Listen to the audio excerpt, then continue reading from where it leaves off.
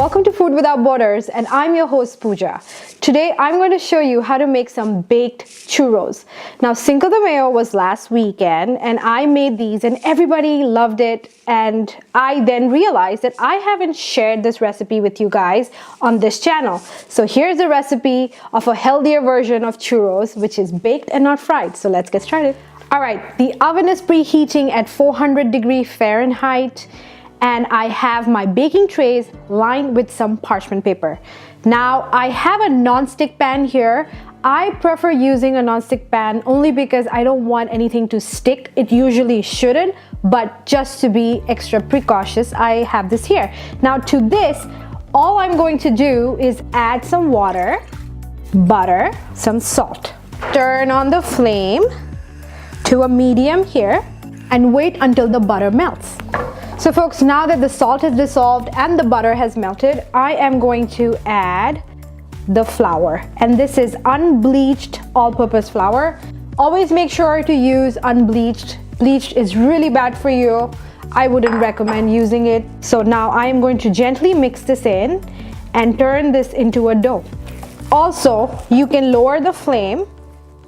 So folks, what I'm making here is a choux pastry. Now you guys might have your own version of choux pastry, but this is particularly designed to make these baked churros because this has less egg. Otherwise, your churros won't keep the form that you want them to keep. So now this is not sticking onto the pan and it's turning into a ball. So that's when you know this is ready.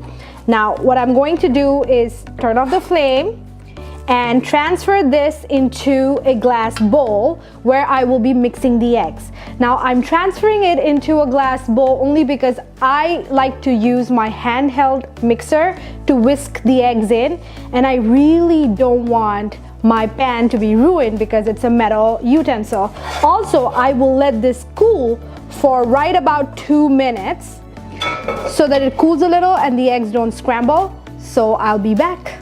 So here's what I'm going to do. I'm going to introduce a little more extra air into the batter just because I don't want the inside to be hot, and when I add the eggs scramble. Just making sure. Now to this, I am going to add 2 eggs. And now these eggs were room temperature eggs. Now here's the trick. If you forget to leave the eggs outside for at least an hour, hour and a half is what I normally do, you can dump them in lukewarm water. I repeat, lukewarm water, and let them sit for about 10 to 15 minutes, and that would aid with the process of having the eggs at room temperature. Now I'm gonna blend all this in until it's all combined. The last step would be to add your vanilla extract. And for measurements, you can go to my blog where I will have a video of this and the written recipe, or I will leave a link to the written version of the recipe in the description box, so you can just click and get right to the video and to the written version of the recipe.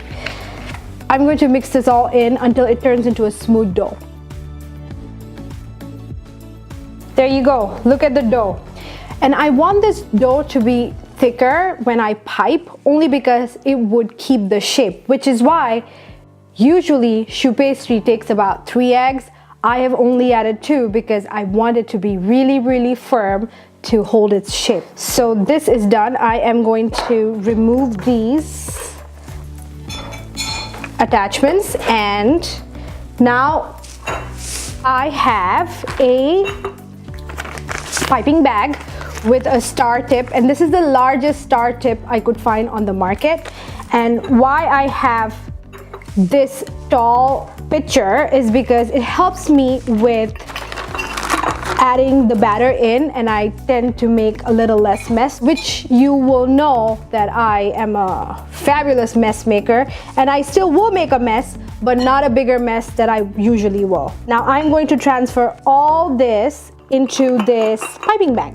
And this is supposed to be a very therapeutic experience, so take your time, don't rush. I normally rush at everything I do, but now I've realized that, taking it easy is also a good thing. I'm going to wash up, quickly set this place for piping them into the parchment paper and the baking tray, and then we'll be back. All right, folks, now we are going to pipe this on the parchment paper. I have kept a scissor next to me, and this would be about 3 to 4 inches in size. I don't want them to be too long. Also, I am going to pipe them an inch apart from each other.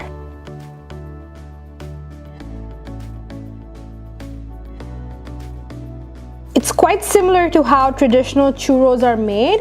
The only difference is you do this in hot oil versus you do it on a baking pan.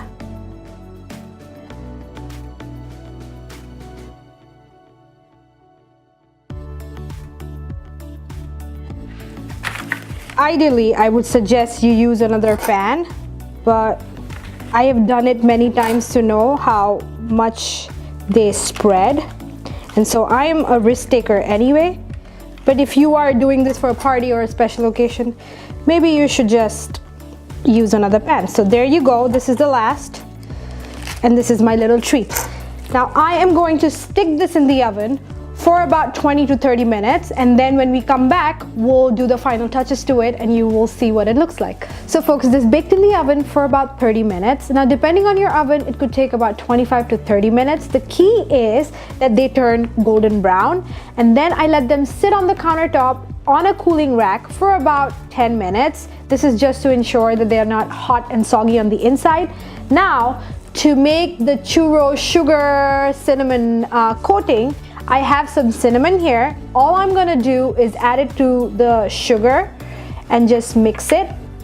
And you can use a fork or a spoon. I don't have it here, so I'm gonna use my hands.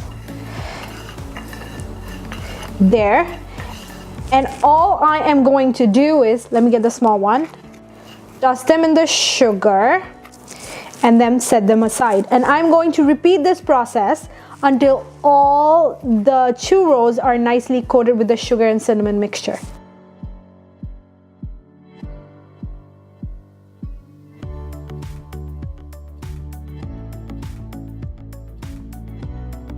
They are nicely coated with the sugar and cinnamon mixture. They look divine.